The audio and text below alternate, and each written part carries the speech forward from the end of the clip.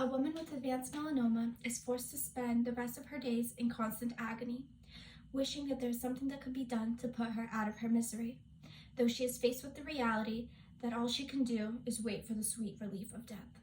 Sadly, this is a reality for many citizens throughout the U.S. who are diagnosed with a terminal illness. Now, imagine that same scenario again, but now in a world where physician-assisted death is legal. A poor woman can now die a dignified and peaceful death, surrounded by her loved ones, no longer having to suffer with the effects of her disease.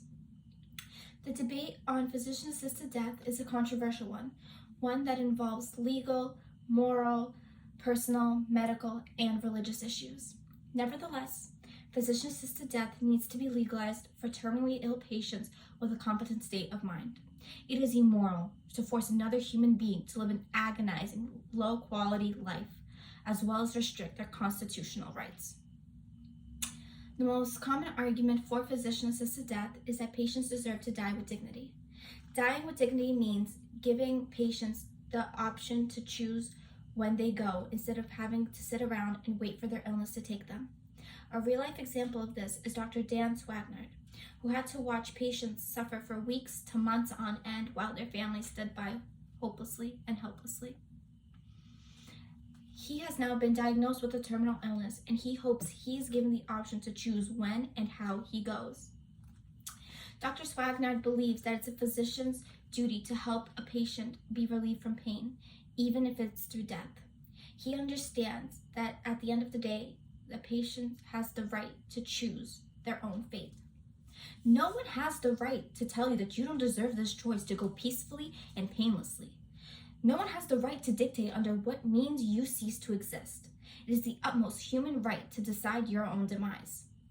Additionally, once a terminal illness takes over, unfortunately, patients can no longer function.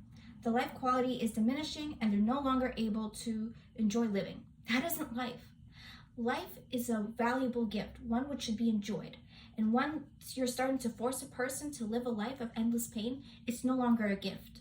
It is a curse. According to the National Library of Medicine, a study conducted in 2018 found that 59.8% of patients that requested physician-assisted death claimed that it was due to uncontrollable pain, and another 49.1% gave the reason that their quality of life was deteriorating.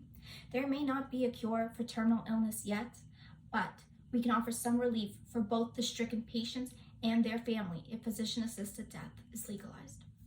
Furthermore, Dr. Jack Kevorkian, an American doctor and a believer in physician-assisted suicide, in an interview with 60 Minutes in 1998 said, "If you don't have liberty and self-determination, you've got nothing.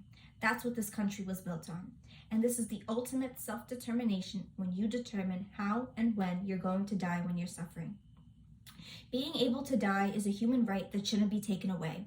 The U.S. Constitution protects the rights of Americans to privacy and personal autonomy, and the 14th Amendment protects a person's right to control their body and their destiny.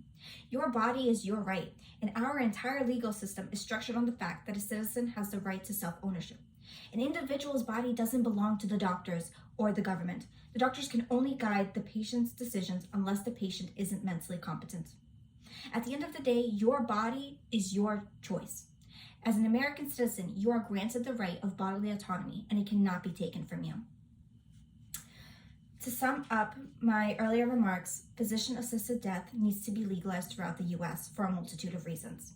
The main ones being that it's immoral to allow another human being to be condemned to a life of pain and suffering, and on top of that, restrict their constitutional rights of bodily autonomy. If more people learned about the facts and stood up for the right to voluntary euthanasia, that woman with advanced melanoma or any other patient that has been stricken with a terminal illness would no longer be sentenced to a life of suffering. Doesn't there come a point when ongoing treatments and pain become a life no longer worth living? You tell me.